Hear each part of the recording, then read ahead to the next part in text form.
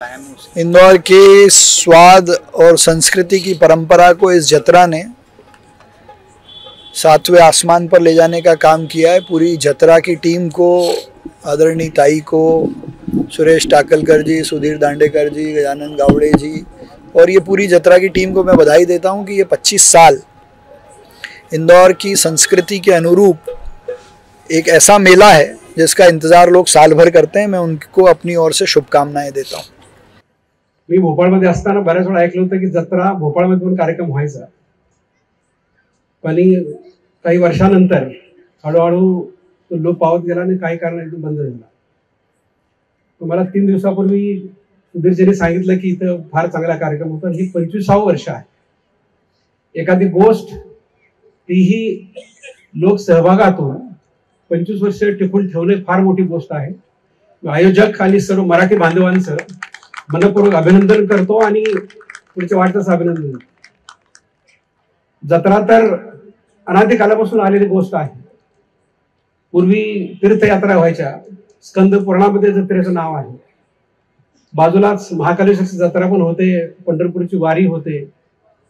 पण या नवीन युगामध्ये जेव्हा फक्त ज्याचं नाव सोशल जरूर आहे, पण तुम्ही सोशल मीडियाच्या बाहेर करून हे काम करताय, मोठी गोष्ट आहे। पिछले 25 सालों से जतरा का आयोजन हो रहा है। मराठी सोशल ग्रुप इसको ऑर्गेनाइज करता है और पूरी टीम लगी रहती है।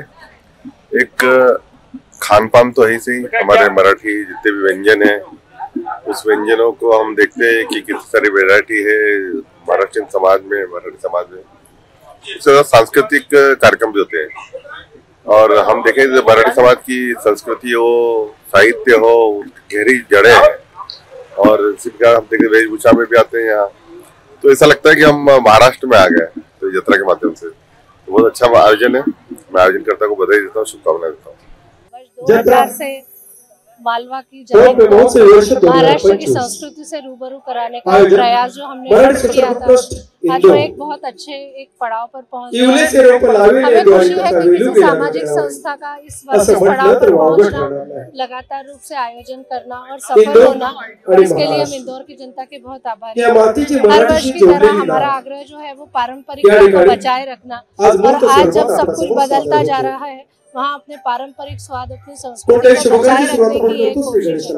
उसी के तहत इस बार भी हमारे फूड जोन में कुल 46-47 फूड के स्टॉल महाराष्ट्रीयन गृहिणियां अपना पारंपरिक व्यंजनों का, पाक कला का प्रदर्शन करती हैं और इंदौर के स्वाद रसिकों से बहुत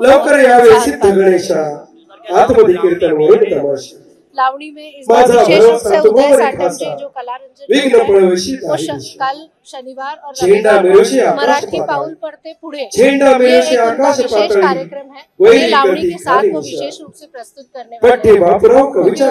उन्हें इसके लिए हमने महाराष्ट्र में बहुत प्रसिद्ध है, तो इस बार वो हमारे लिए मराठी पाऊल पड़ते पुढे 2 दिवसीय प्रस्तुति शनिवार महाजन मराठी सोशल सचिव।